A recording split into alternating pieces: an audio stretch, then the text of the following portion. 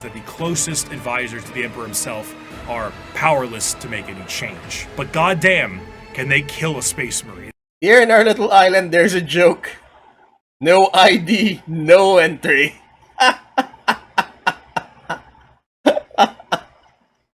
Yeah, I know you don't get it. Now that the Xenos armies are growing in strength and more are threatening the safety of the Imperium, they need to bring new methods in order to handle what they are currently facing. The Emperor is on the Golden Throne. Half the Space Marines are traitor and they are beset from enemies within and without. So now the Lords on Terra must prepare for anything possible, and sometimes the impossible. For that, they take to the stars to explore and expand. They recruit assassins for priority eliminations, they train a galactic police force and a secret police to root out any and all heresy. The lesser known, yet most feared, Oh, okay. Because I was wondering, is it the Inquisition? Is it the Arbiters?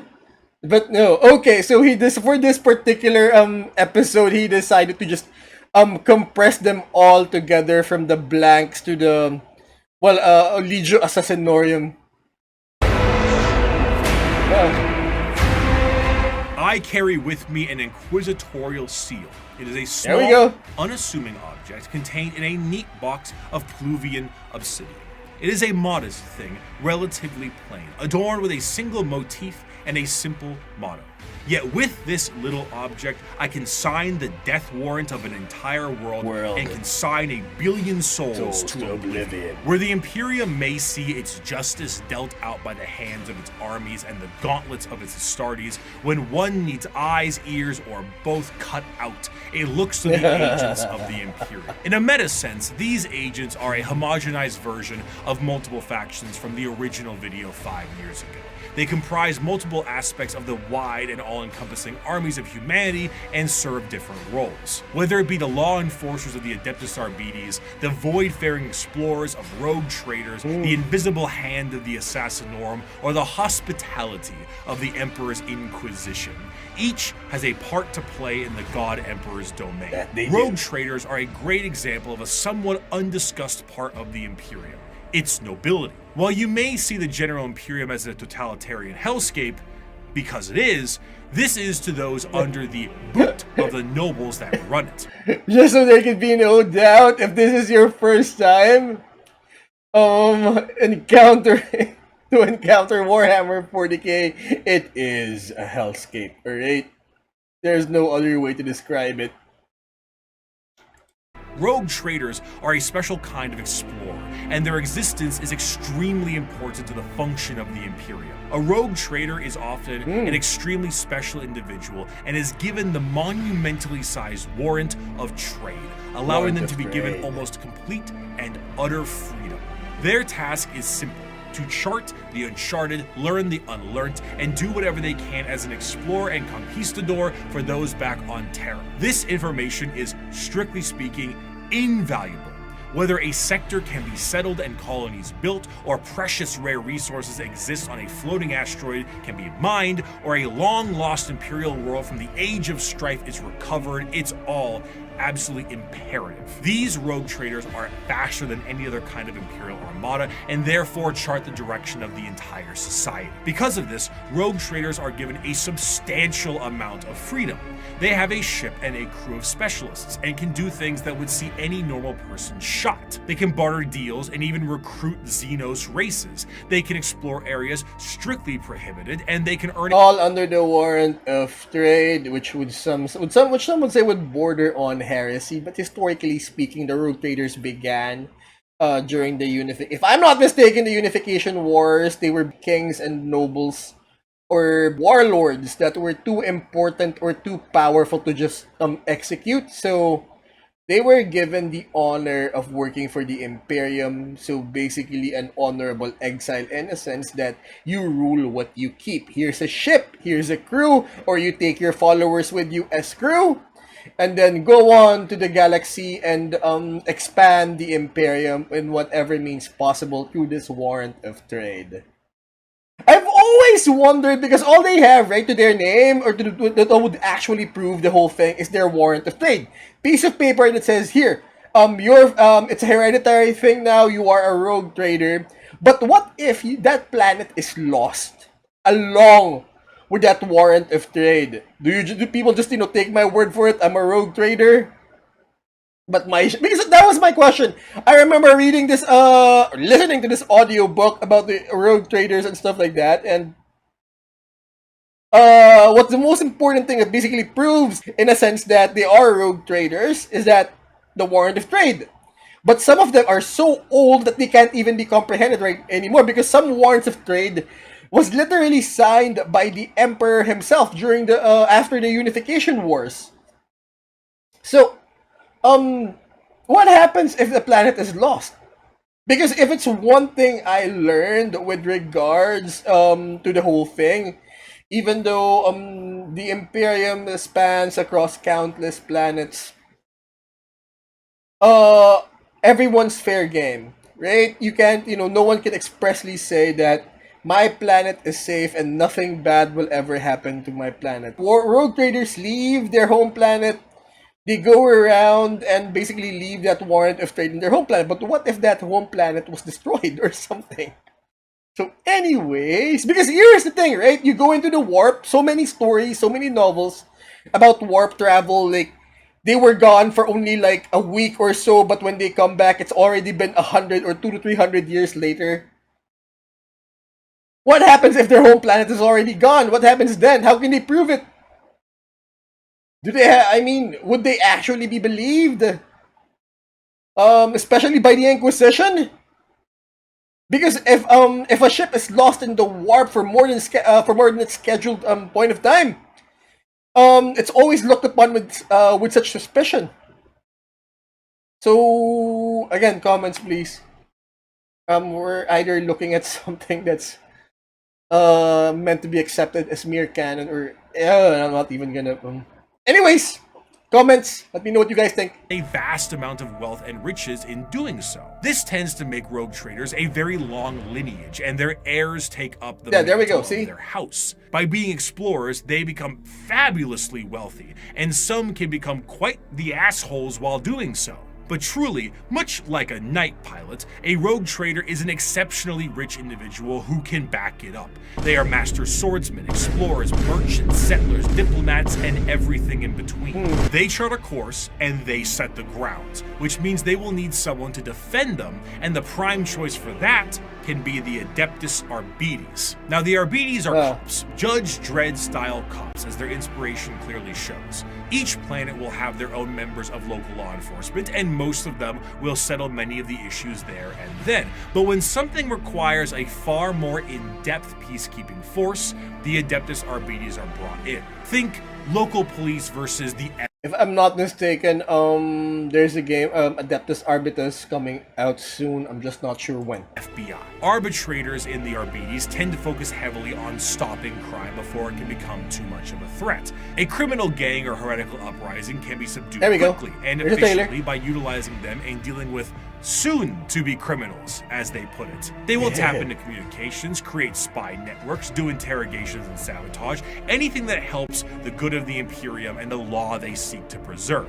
The Code of the Arbites is laid out entirely via the Book of Judgment, a gigantic library of pages showing every single law from every single High Lord of Terra in the history of the Imperium. Because the Imperium is so vast, hundreds of laws are added every single day, and the library continues to grow with more and more laws and judgments. While Arbites themselves carry a small version called the Book of Law on their person. Imagine the jurisprudence, the amount of jurisprudence that one needs to memorize. This does end up creating a system. Oh my god, their law school must be like hell. Where the unjustly prosecuted will never escape their prisons. If an innocent is wrongly convicted, any form of legal counsel will need to go through the Book of Judgment to help get you out. Often these prisoners require hundreds of years of litigation, in which they will eventually expire before they can be deemed hundreds of years of litigation wrongly convicted. Innocence is irrelevant. You have been judged guilty of transgressing the Lex Imperialis. Do not compound your guilt by evading punishment, as there are greater crimes, so are there greater sentences. Of course, should something go out of the hands of the Adeptas Arcades, there is always the silent hand of the Officio Assassinorum to take their place. Naturally, the Imperium has assassins, and these assassins are sent to dispatch important figures that would not normally be handled by simply sending waves and waves of guardsmen at it. The Assassinorum is headed by the Grand Master of the Assassinorum, who is a High Lord of Terra and perhaps the shadiest individual in the entire galaxy. At his disposal are multiple types of assassins that all specialize in various things. Their training is extreme and absurd. Oh, okay. I just got it. All right, because I kept wondering if the Arbites or sorry, what is the proper pronunciation? Is it the Arbites or the Arbites? I've always wondered how come they don't are they on the kill team roster? So apparently they are. The Exaction Squad is the Arbites in the kill team roster, because I've always wondered. I wonder what is the Exaction Squad. All right, so they're Arbites, the Arbites. All right, got it. Sir, aspirant children are often subjected to Hunger Games style combat with each other on the ride over to the Then you get low gravity, high pressure, traps, horrendous physical and mental strain, and everything in between. Then their minds are wiped completely and the real fun begins. An Imperial Assassin is nothing to mess around with. They are some of the fastest moving and hardest hitting things the Imperium has at hand and can go toe to toe with Space Marines depending on which temple they are from. Some, like the Vindicares, are master snipers who lie in wait for weeks, days, or even months just to get the perfect headshot from 5 kilometers away and disappear. The Calidus Temple are masters of shape-shifting and take a drug that allows them to transmute their body into whatever they see fit. A confidant of a target may be killed and they will take their place before killing their target outright. Of course they are. Or they could shift into a member of a Chaos Warband with symbols and flesh and all that to earn the trust of a cult leader before slitting their throat. The Caluxus Assassin is a psychic blank, a soulless mutation, making them appear as uneasy to normal humans. I know what a blank is, but a Caluxus Assassin? Huh. Either I just forgot or I have yet to actually encounter this one.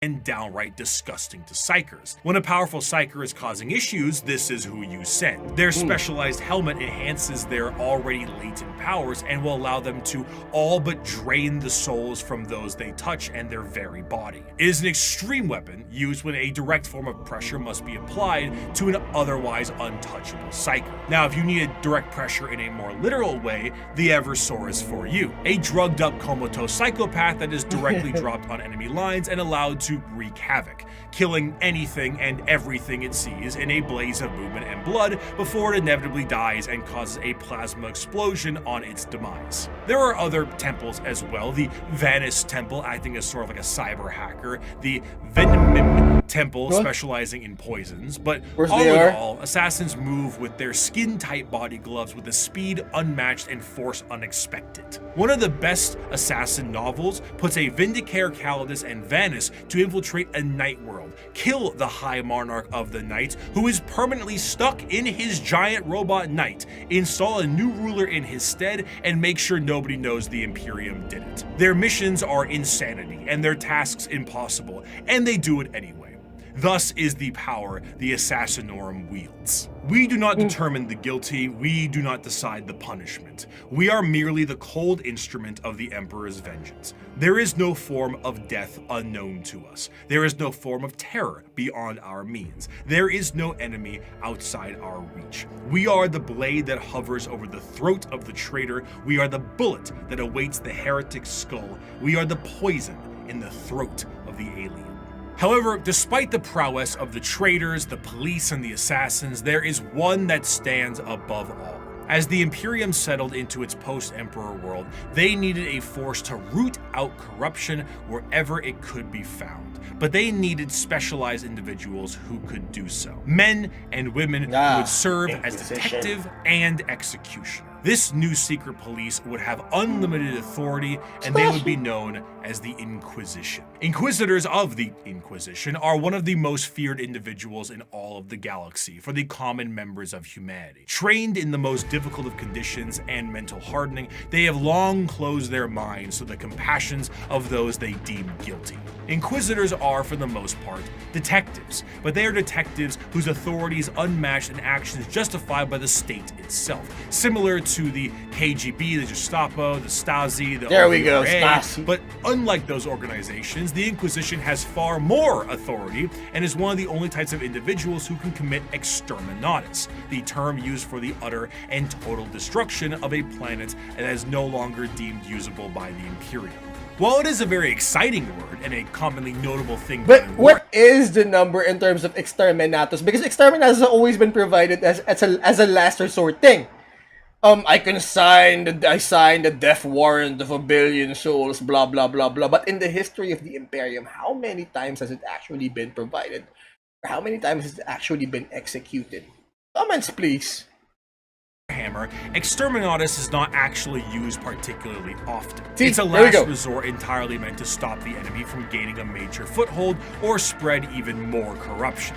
Even with 1 million worlds, the wholesale slaughter of an entire planet is still a massive blow to the Imperium. Inquisitors range quite a bit, not just in how they operate, but also in their personalities. They are often main characters for a large amount of books, as detective noir is a great genre, and they can be the most stone-cold killer or a pragmatic and sympathetic individual depending on who they are. Radical Inquisitors may utilize methods unlike most of the Imperium, such as alien tech or even demon hosts, where Puritans stick closer to the methods of the religious state and shun any deviations. They also specialize in various aspects, as the Inquisition has orders or ordos, such as Xenos for aliens, Malleus for demons, and Hereticus for, you guessed it. Truly, if you are a normal citizen of the Imperium, a person flashing an inquisitorial rosette in front of you may be one of the most terrifying moments of your entire life. It is the same as an FBI badge. I just realized, so that's what it's called, a rosette.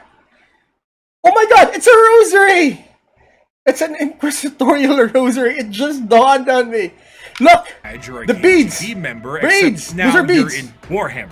So their authority and tools are infinite. Agents of the Imperium are You learn something new every day. vast and offer a ton of different concepts to the world of Warhammer. And they continue to expand as the Emperor's descent into the Golden Throne has lasting effects on humanity. As time progressed, a few people seeing the Emperor as a deity made their voices louder, and over a few thousand years, worship of the Emperor was not only considered expected, but state mandated. This church will be known as the Ecclesiarchy, and there were many who would look to the cardinal position and make desperate grabs at their power, leaving horrid effects on the populace. The Age of Apostasy was a time of reformation in the Imperium that saw its eventual change into an overtly religious empire. During I love that image. The whip and what do you call that thing that spreads incense? Oh, it's amazing. Oh look, there's a sister. Hey there. this time, an all-female warrior cult to the Emperor called the Daughters of the Emperor were a bit more isolated from the wider Imperium. However, as the Ecclesiarchy began to take root, one Goj Van Dyer became the High Lord of the Administratum and noticed these warriors and felt they could be useful to him. Goj himself told these warriors that he was the voice of the Emperor himself and demanded they fire upon him to prove it. Having a little hidden force field that this warrior cult had never seen before, the bullet bounced off of him and showing him to be unharmed, truly blessed by the Emperor. This cult became known as the Brides of the Emperor and acted as his personal bodyguards and aides. However, Goj Van Dyer was a tyrant, and his horrendous reign spelled ruination for the wider Imperium, which made the Adeptas Custodes take notice. Despite an outright coup and revolt against him, the deadlock was getting steep as the Brides of the Emperor's fierce combat skills kept him safe. One Custodian made contact with the leader of the Brides and brought her into the throne room of the Emperor himself. Nobody knows what transpired in that room, save for a Did the Custodes even fight in this particular battle? Because the story ended that the Custodes invited their leader, whose name I forgot. Was it, no, not Saint Celestine, but Saint Celestine died, and where did she die again? Crap, I forgot the name of that battle. She died fighting off a demon. She had wings and everything. Crap. Comments, please. But anyways, see, was there even a battle between the sisters and the Custodes? Because leader got invited, she went out, and then well, no one knows what happened, but apparently what they think was that the emperor spoke to her, so she went back and killed the dude who led them astray. Alicia Dominica, the custodian, and the emperor himself. However, she left the room with her hair bleached pure white from the interaction, marched her battle brides directly to Van Dyer himself. Yeah, there we go. Said, "You have committed the ultimate heresy. Not only have you turned your back on the emperor and stepped from his light, you have profaned his name and almost destroyed everything he has striven to build. You have perverted and twisted the path he has laid for mankind to tread. As your decrees have stated, there can be no mercy for such a crime, no pity for such a criminal. I renounce your lordship. You walk in the darkness and cannot be allowed to live. Your sentence has been long overdue, and it is now time for you to die." Despite not having any time to die, Doge Van Dyer found some time to do so. With his head lopped clean from his body, In other words, he simply said that he was too busy to die.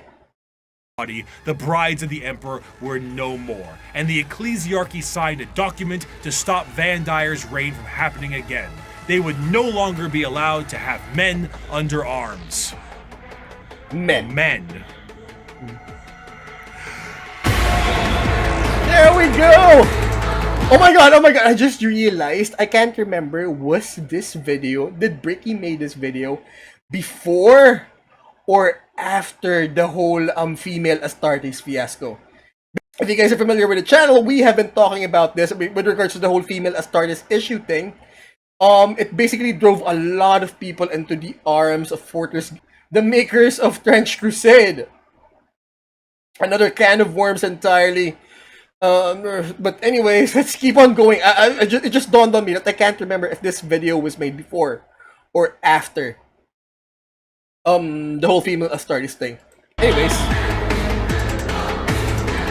the Adeptas Sororitas, or commonly known as the Sisters of Battle, the nuns with guns, the fighting force of the church. Despite being the main militant faction, the Sisters of Battle, their organization actually is far more diverse than this and have many more nun-based roles for their members. They are organized by various orders with various specialties in mind, such as the non-militant orders like the Hospitaller, Dialogus, and Familius, including things like helping with surgical equipment and various other medical stuff, to lingo and a poli-sci degree. These orders are further separated into smaller orders in an almost Space Marine chapter sense, but tend to have more flexibility due to the nature of their work. And in addition to that, there is flexibility between the orders. It is not uncommon for a member of one of the more battle-hardened orders to switch to a more passive one once they've sustained battlefield injuries or are a bit closer to retirement.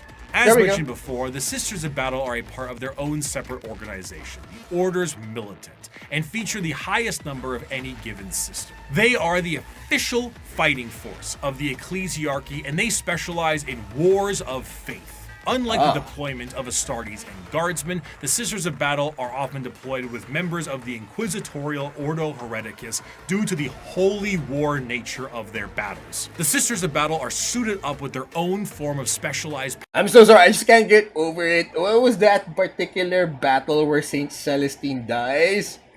Or disappeared? Oh no, it was Cadia! It was the fall of Cadia! Oh my god, how could I forget? But anyways, let's keep on going. Power armor that gives them almost like a Joan of Arc vibe to the battlefield. Though lacking the more extreme modifications of a Space Marine's power armor, mainly to the fact that Sisters are, for the most part, regular humans, the power armor of a Sister of Battle almost matches the defensive power of an Astartes, but with added flexibility and versatility in exchange for its strength. Some of the patterns of armor do allow for the enhancing of genetics, but this is far from the norm. This, combined with an arsenal of tanks and vehicles that have literal church organ rocket launchers on them, That they are. really brings across the holy war vibe in a gothic manner. Accompanying a sister of battle in the fields of war is the holy trinity of weaponry: the bolter, the flamer, and the melta. With such a simple Alright. loadout, the sisters of battle are able to bring down the So there's Eternity right there.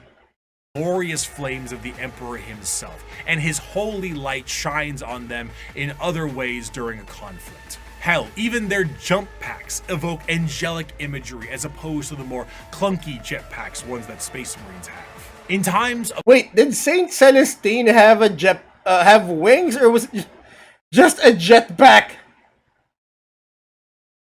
Because I listened to the whole Fall of KJ thing on an audiobook on my way to work, and the battle was awesome. So all I remember is that was it even Saint Celestine? Honestly, don't remember. Comments, please. great turmoil or impossibility, a living saint of the Sororitas itself might appear on the battlefield surrounded by a litany of doves and cherubs. An almost comical scene of holy glory followed by literal hellfire.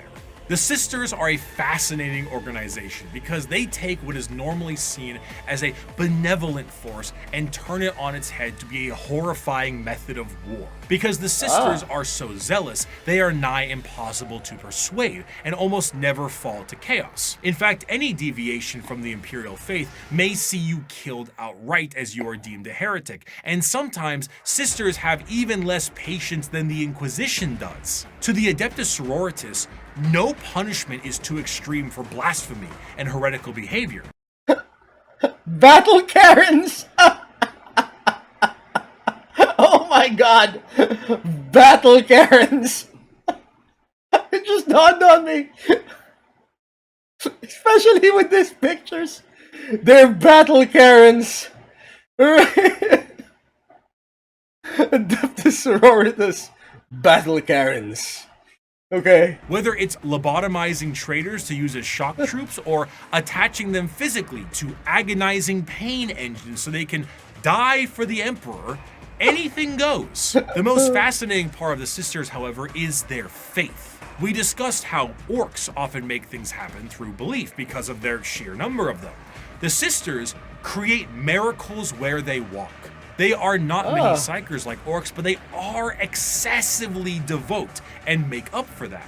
Bullets barely miss targets they absolutely should hit. Guns jam, tanks malfunction, enemies slip and fall. The scene from Pulp Fiction is an accurate portrayal of what happens when the Sisters fight. I'd knock that shit off if I was you. Die, you motherfucker!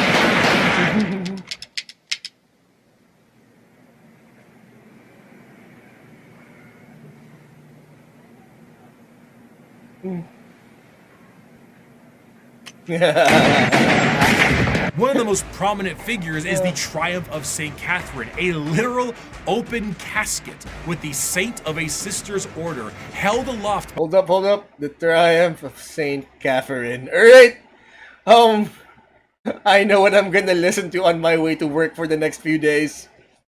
By lobotomized servant cherubs and protected by bodyguards of the faithful. The devotion to the Emperor swells so strong that acts of faith are made manifest, and sometimes angels themselves. When the Sisters go to war, they have thundering organs and litanies screeching out into the battlefield, hymns and songs. They rabble off prayers on their lips and burn holy fire across the area. They spray holy water down from horns atop their vehicles. It is a genuine holy war, a procession of death. Or like the worst pride parade float ever. Saint Celestine is an There we go. undying deity, arriving precisely where she is needed and returning to the fold after each death. When she dies, she sees a crying young girl atop a mountain of bones. Her bones after every one of her deaths. She climbs this mountain every time to help comfort this crying child and is rebirthed upon the battlefield. And one day, her deaths will create a mountain so large that even she will not be able to traverse it. Is she a demon of the God Emperor? Perhaps, but she'll be shot for saying so. She is genuinely and literally faith made manifest. Some sisters may make a mistake, however, and find themselves questioning their faith, disobeying a command, and even leaving their order. These sisters are sent for reconditioning and are known as the Sisters Repentia. They generally face the front of the line head on and seek retribution. But it all can. The whole thing can't all be holy. Forgiveness from the Emperor himself. Though their actions were heretical, repentia on the fields of battle is an indication of an individual wanting to become forgiven. They run aloft with torture devices attached to their bodies and a chain sword the size of their body, completely armorless, to determine if this is how they die or if the Emperor will forgive them. Even the most famous champion of the sisters, that Saint Celestine, was a repentia. Even she questioned her faith. And if she can do it, so can you. Just don't run away again. What? They don't really do third chances. The Sisters of Battle are martyrdom-enthused zealots that create miracles in their tread. Their devotion is boundless and also a direct source of their power. A whole army of power-armored soldiers shooting, burning, and melting all in their path is bad enough, but it enters a whole different level when God is on your side. By bolter shell, flamer burst, and melta blast, the mutant, the heretic, and the traitor alike are cleansed of their sin of existence. So has it been for 5. Holy shit. Hear that, fellas? The sin of existence. Holy crap. These battle Karens are scary. 5 millennia, so shall it be until the end of time. The Imperium devolving into wars of faith is to push its agenda further. Where the xenophobic nature of humanity was once strong, it has now been magnified, and there are plenty of aliens in this galaxy. Love that poster. My God. 6,000 years prior to the current events of 40K, a planet was found by an AdMech exploration vessel. The life forms on the planet were seen using tools, but they were still very primitive, so the planet was marked for destruction to pave the way for the Imperial war machine. However, this was thrown off because of an extreme warp storm and that whole Doge Van Dyer thing. Flash forward to modern day, and an unknown but highly advanced vessel was shot down near an Imperial mining world, and the bodies on this vessel matched those life forms found on that primitive world. The native creatures on that planet were able to evolve rapidly due to them being unobstructed, and their highly advanced gear posed a new threat to the Imperium. Advancing over these years with a remarkable speed, these are the new upstarts in the galaxy, looking to make a name for themselves, all in the name of the greater good. These are the...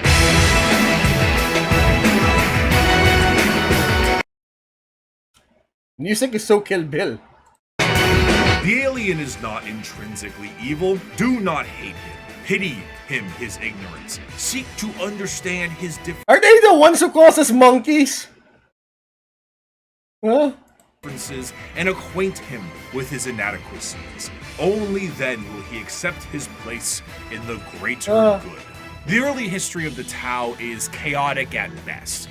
Due to their extreme speed run to space travel, their journey to the stars were overburdened with inner conflict.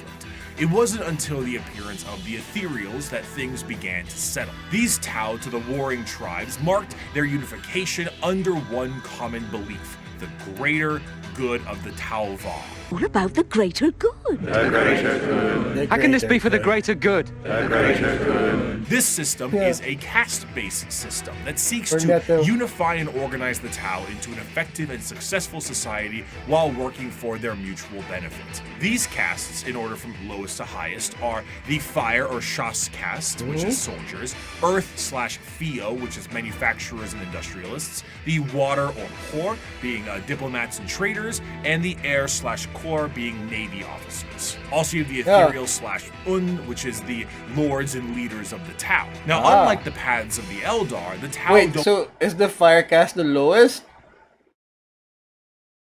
I honestly haven't read up anything about the Tau. Or I have yet to basically find the opportunity. Comments, please. Don't get any say into which caste they're in.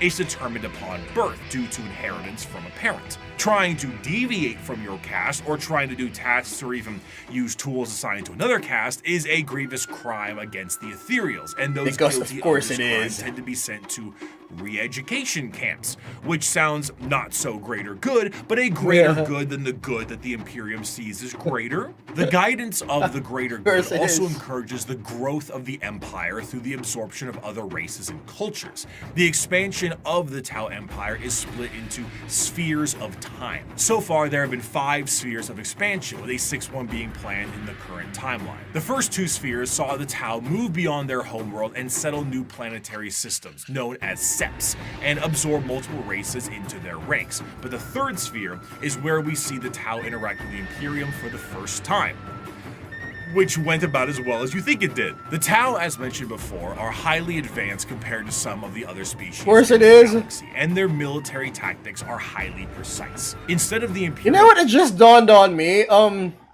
I have yet to actually encounter any Tau players in any of the local LGSs.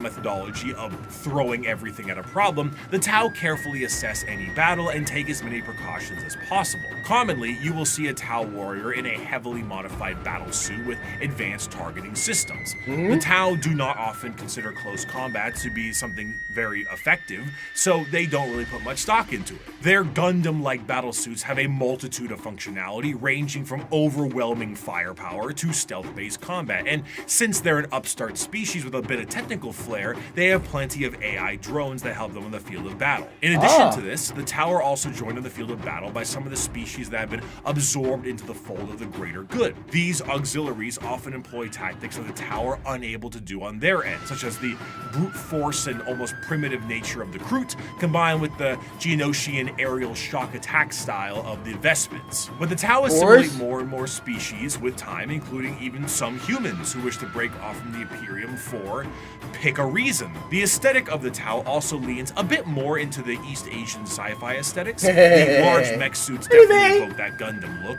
but the general garb of their higher-ups kind of create that motif, and they often have accents in the games that they are in. But while Tau are looked at as Gundam mech fashion by some, others enjoy them for the full coalition of aliens. One of my favorite images in Warhammer is this official artwork by Games Workshop.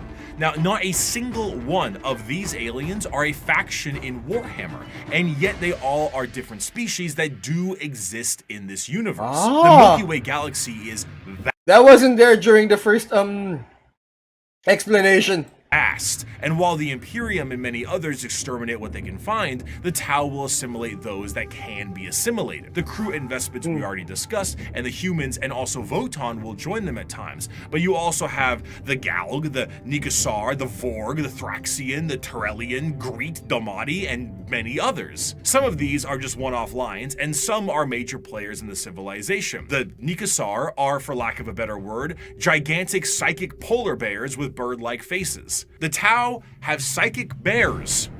And the fact I haven't seen this is a crime. The Tau as a culture are generally marred by the various issues that an advanced civilization would have in an unadvanced galaxy. They do not travel through the warp because of the insane dangers, but instead use a more classic FTL jump.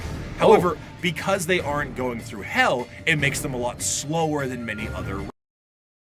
Oh my god, that's something. I never knew that. So they don't go through the warp, no need for that Gellerfield mess. That's amazing. Races. The Imperium might surf through hell and lose a few ships, but they There we will go. get there first. Often they will take enormous cannons and weaponry and defeat their foes before they can even close the gap. One of their light walkers carried a weapon of lethal effect. It fired a form of ultra-high velocity projectile. I saw one of our tanks after being hit by it. There was a small hole punched in either flank. One, the projectile's entry point, the other, its exit. The tiny munition had passed through the vehicle with such speed that everything within the hole not welded down had been sucked out through the exit hole, including the crew. We never identified their bodies, for all that remained of them was a red stain upon the ground, extending some 20 meters from the wreck. The fascination of the Tau is that in any other modern day world, their society would be horrid. Rigid caste systems, corruption, and politicking ethereals, and basically it's the greater good or nothing at all. But in the world of Warhammer, the simple fact that humans are accepted into their sphere should they please already puts them far and above the other races that would murder or Yeah.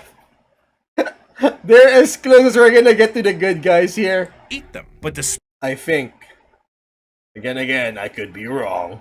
despite this, the existential dread that is the Tau Empire is ever so apparent. Despite being hyper-advanced and welcoming a coalition of aliens, they are the upstarts, and they are painfully outnumbered on all sides. Almost any other faction in the universe, given the right amount of force, can wipe out the Tau Empire from existence. They themselves might not be perfect, but their slight glimmer of hope is exactly that, a glimmer in a dark and crushing galaxy. Of course, nobody dares take the attempt to destroy the Tau Empire, because doing so is an enormous amount of resources, and for the same reason why you don't full send your whole You just can't, and it wouldn't make any sense at all whatsoever. army to one person in a commander game of Magic. You open yourself up to player 2 and 3. But not to say it won't be a struggle. The Tau Empire, when prepared, are a vicious fighting force who might delete your formation before you even see them. But they lack numbers. And in the dark That they corners do. of the galaxy, something is coming that is entirely numbers.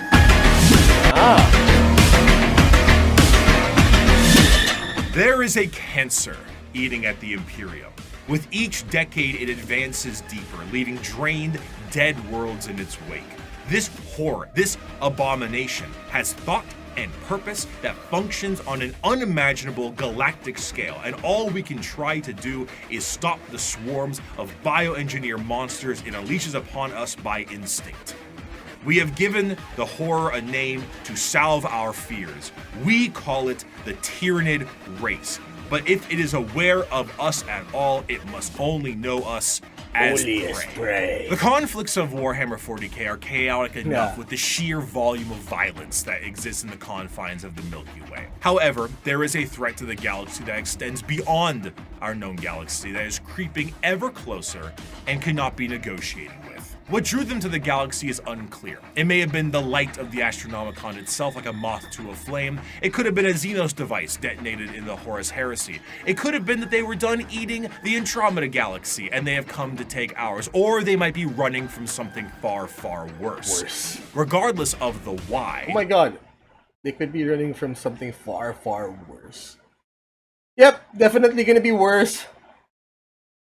The where, when it came to the first official contact with these creatures, was the planet of Tyran. This is the site where the Imperium encountered a fleet of these creatures before being utterly torn to shreds. Thus, these creatures became known as the Tyranids. There's plenty of evidence that the Tyranids have been lurking in our galaxy for years beforehand, but this was the first true instance of their presence being fully known. Unlike other creatures in the realm of 40k that can be talked to, captured, or negotiated with, the Tyranids are unable to be reasoned with. They are, at their core, animals. But not the fun kind of animals. They are the xenomorphs of 40k, and boy are they hungry! So, the alien from Ripley, from Alien 123, that's them.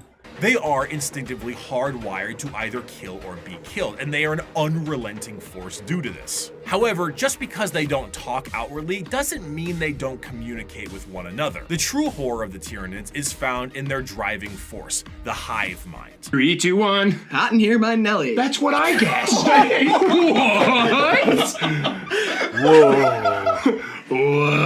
You see, the Tyranids are a collective consciousness that are all connected to a singular embodiment of psychic power that is utterly incomprehensible to the human mind. To keep this connection there, the Tyranids on the field of battle are followed around by synapse creatures, essentially serving as their Bluetooth connection to the greater hive mind.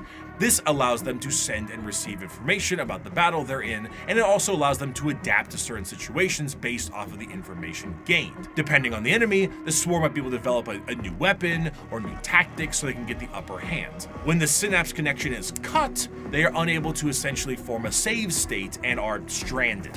The sheer power of the hive mind presence pours from each Tyranid in such a manner. So, just like in Star Wars, there's like a porthole that, the good guys eyes can destroy to just cut it the entire thing off. It causes a distortion in the warp itself. A hive fleet's arrival can cause a dark shadow the size of several light years, coined the shadow in the warp.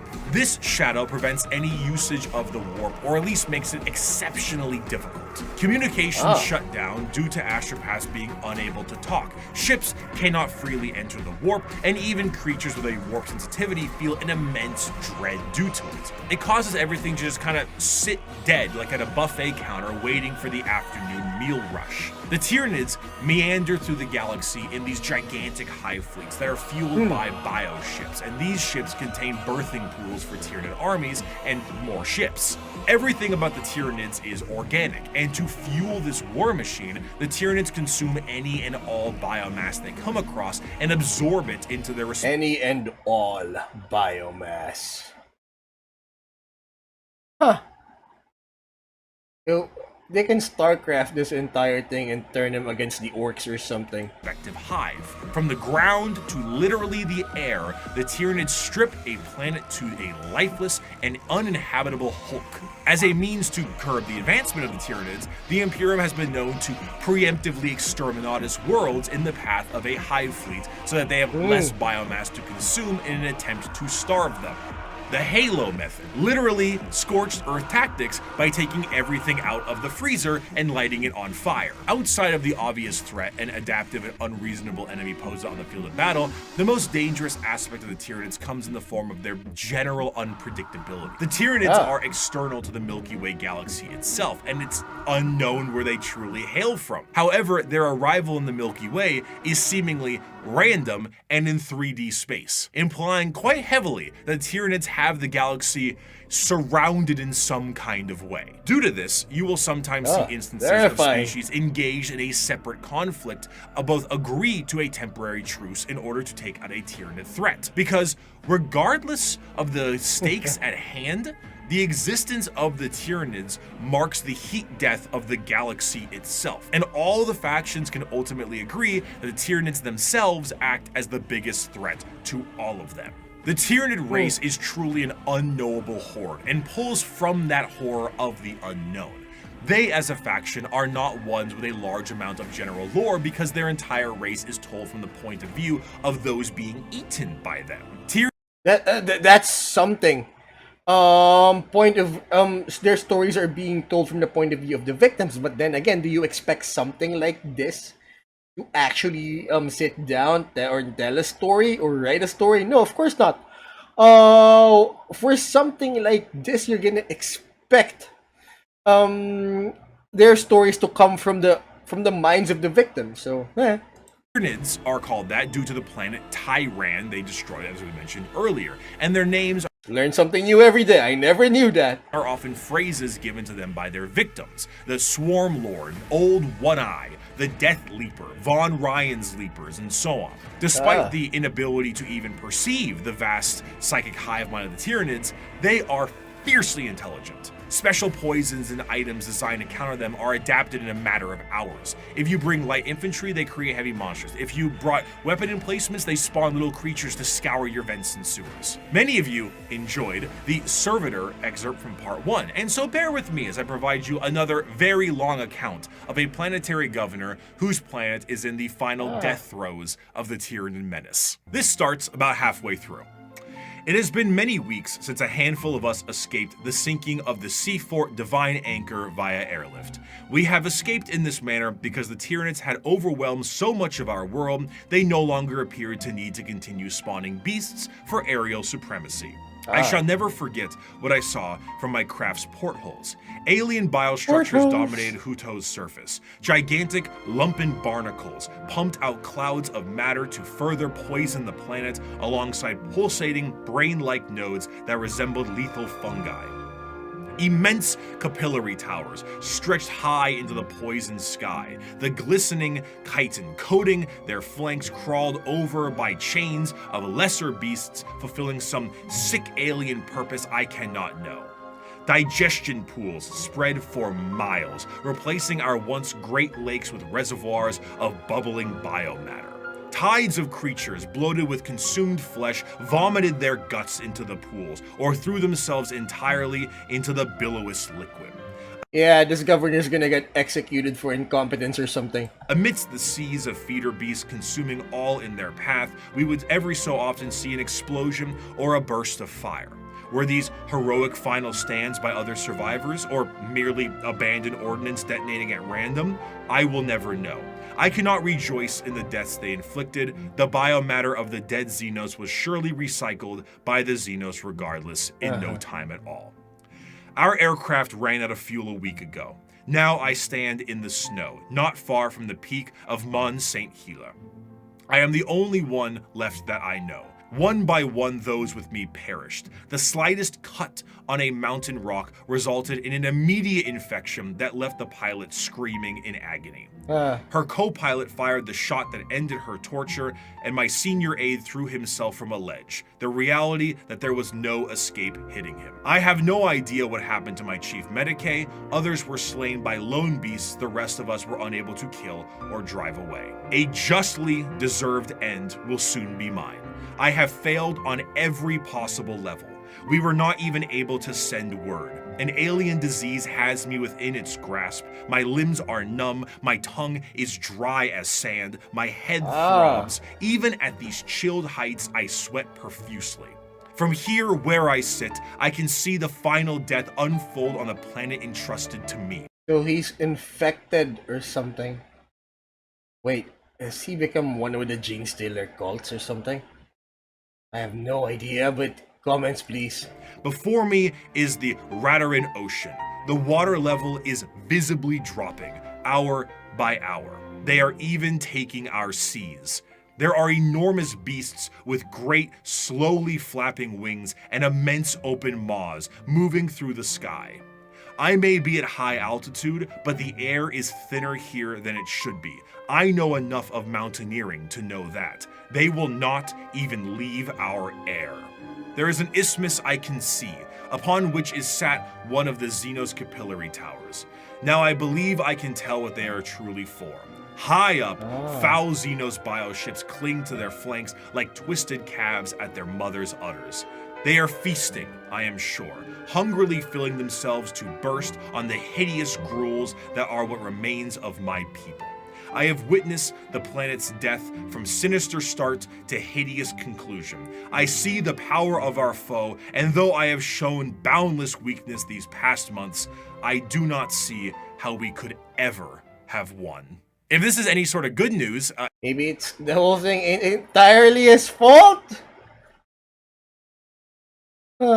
it seems that one thing that might be an inadvertent repellent effect on the Tyranids is chaos. Chaos and chaotic energies offer no nourishment to the Tyranids, they cannot eat that. And the presence of rifts and warp storms work as a means to starve out the Tyranid fleet. The Tyranids, of course, are attempting to adapt to this, but it seems that even at the most primal core of the galaxy itself, Chaos agrees that these dinner guests are not welcome in any way, shape, or bioform. In the end, though, the Tyranids represent the final fears of the galaxy itself. Despite the goals to conquer the galaxy as a whole, the remainder of the universe may very well be dead and derelict space. Instead of endless worlds and solar systems, it may just be bones and ash. The tendrils of the hive mind have wrapped themselves around the galaxy, and the only thing that's guaranteed is that dinner is served.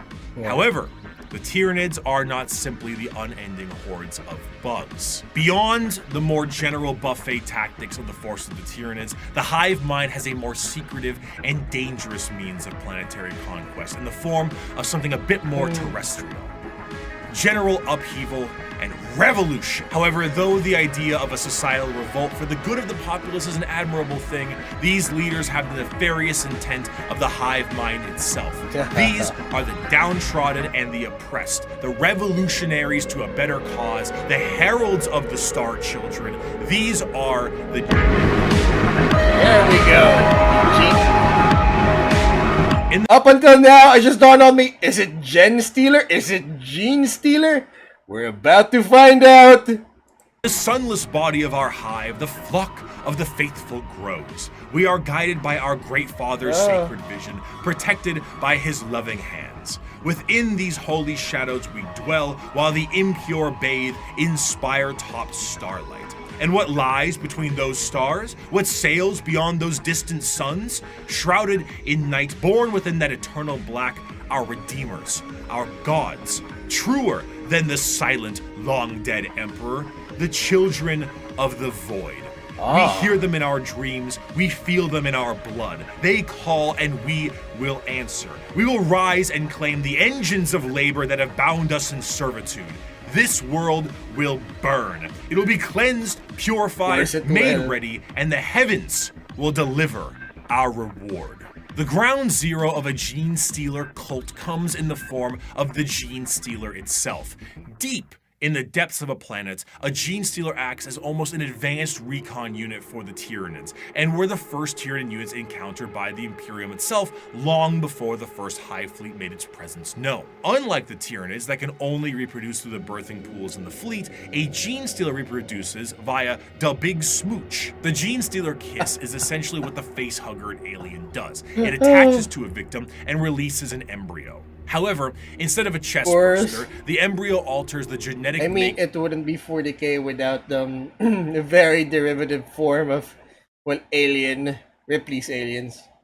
Of the host itself, turning it into the primary conductor of a localized version of a hive mind known as the brood mind. Any offspring that this host produces is known as a gene stealer hybrid, and the host assures their survival to continue to reproduce. The first few generations of a gene stealer hybrid look more like the gene stealer itself, which in our current reality would be terrifying, but considering how the vast majority of humanity is a little mutated in 40k, it doesn't stand out as much as it should.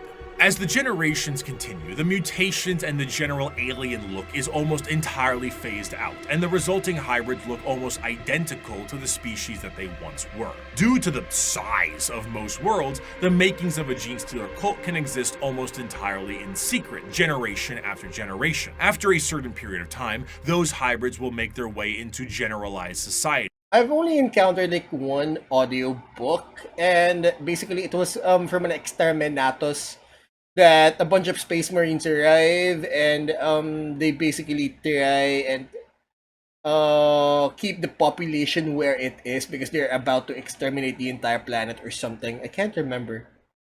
Still connected to the mind of the gene stealer itself, the hybrids operate with the express goal of gaining power within society itself in a political and religious sense. Most of the time, they will present themselves as revolutionaries, looking for the betterment of the population. And honestly, it sounds great for a lot of the folks on the planet. By the people, for the people. As they expand more openly, the crossbreeding continues until all aspects of the planet's society is infiltrated. However, all bets are off when a hive fleet comes close enough. When a Tyranid hive fleet gets close enough to a planet, the brood mind activates essentially an endgame scenario. The once political and religious leaders become bloodthirsty fanatics that work to finalize the collapse of society and the death of those who oppose them. But to those in the brood mind, the god they believe in is coming, and this is holy justice and vindication for their religious and political beliefs. As the hive arrives, the planet is essentially ripe for the taking. The original gene stealer pieces out to the next world or is reabsorbed for deployment elsewhere, and the Tyranids begin to take the planet for themselves. The cultists sing praises and holy songs as the Tyranids begin to eat everything up in kind of a meet the pyro sense of religious delusion. But World War II, there was the traitors, Quislings, Max Brooks, World War Z. If I remember correctly, there were these they call them Quislings too, but basically some people, according to that particular book, wasn't there a sequel? No, I don't think there was a sequel, but I just remember Max Brooks, World War Z. They even made a film with Brad Pitt in it. There were these people who basically went nuts and they started acting like zombies, or they started fighting against, actual people, because apparently they just, minds couldn't comprehend it. So if you can't beat them, join them and act like zombies. Yeah.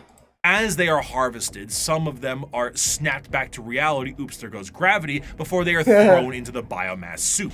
For a fleeting second, they see that this was all a ruse to consume the world and that their false gods were a bunch of hungry bugs. The cultists essentially put the checkerboard dining cloth on the table for them and invited them for a feast. Due to the constant redeployment of gene stealers, there are known cults that pop up across the Imperium itself. Some of the more well-known ones are the cult of the Bladed Cog or the Rusted Claw, but there are hundreds, if not thousands, of different cults that keep popping up all over the galaxy as the gene stealers spread. And due to their covert means taking over the planet, they are not generally viewed to be a threat until it is far too late. And due to the know-how of gene stealers, they tend to be predatory to those in the lower classes of a given planet. The gene stealer cults overall have really come into their own, commercially and artistically. They have very much embraced the revolutionaries aesthetic and crafted a fascinating method in doing so. It's this great combination of this pseudo-Marxist Bolshevik uprising. I mean, it's sort of amazing how they managed to spin it that way. Mixed with the hills have eyes in the populace. What's particularly enjoyable about their uprising is that often from their point of view, the reasons they have are extremely justified. Most of the members of the GSC are the extremely impoverished and menial laborers of the Imperium, who honestly wouldn't need an alien presence to provide a manifesto on reasons to revolt. Their weapons are all makeshift and often involve things like mining lasers, drilling saws, demolition charges, giant stop signs. Their political machinations work quite well, as the cult ends up being really good at assassination, especially when you have a third arm holding a pistol beneath all those robes. They're a faction rife with fascination and culture, and their plans are generations in the making, to the end goal of being thrown right back into the soup by the star children they prepared the world for. And those are the threats to the galaxy now. The degradation of almost every species is now behest by the Tyranid menace, and all of the infighting between each and every single one of them will be their undoing. The world of Warhammer is a bleak and horrendous one, and that is in its own right the charm. It is so large, so vast, so absolutely horrendous. I mean, why not, right? Half fell to chaos, why not this one? And they actually have a valid reason to fall for it. And insane, and yet is treated with 100% severity and seriousness. In the beginning of part 1, I gave you an abridged and different opening to the Warhammer world, the grim darkness of the far future, and I leave you with this part 2 with the full quote itself. It is the 41st millennia. For more than 100 centuries, the Emperor has sat immobile on the golden throne of Earth. He is the master of mankind by the will of the gods, and master of a million worlds by the might of his inexhaustible armies. He is a rotting carcass writhing invisibly with power from the dark age of technology. He is the carrion lord of the Imperium, for whom 1,000 souls are sacrificed every day so that he may never truly die. Yet even in his deathless state, the Emperor continues his eternal vigilance. Mighty battle fleets across the demon-infested miasma of the warp, the only route between distant stars, their way lit by the Astronomicon, the psychic manifestation of the Emperor's will. Vast armies give battle in his name on uncounted worlds. Greatest amongst his soldiers are the Adeptas Astartes, the Space Marines, bioengineered super warriors. Their comrades in arms are Legion, the Imperial Guard, and countless planetary defense forces, the ever-vigilant Inquisition, and the tech priests of the Adeptus Mechanicus, to name only a few. But for all their multitudes, they are barely enough to hold off the ever-present threat from aliens, heretics, mutants, and worse. To be a man in such times is to be one amongst untold billions. It is to live in the cruelest and most bloody regime imaginable. These are the tales of those times. Forget the power of technology and science, for so much has been forgotten, never to be relearned. Forget the promise of progress and understanding, for in the grim darkness of the far future, there is only war. There is no peace amongst the stars, only an eternity of carnage and slaughter and the laughter of thirsting gods. Thank you so much for watching. I hope you have a wonderful rest of your day. Yes, we did. And guys, please don't forget to like, share, subscribe, and do the whole notification button thing, alright?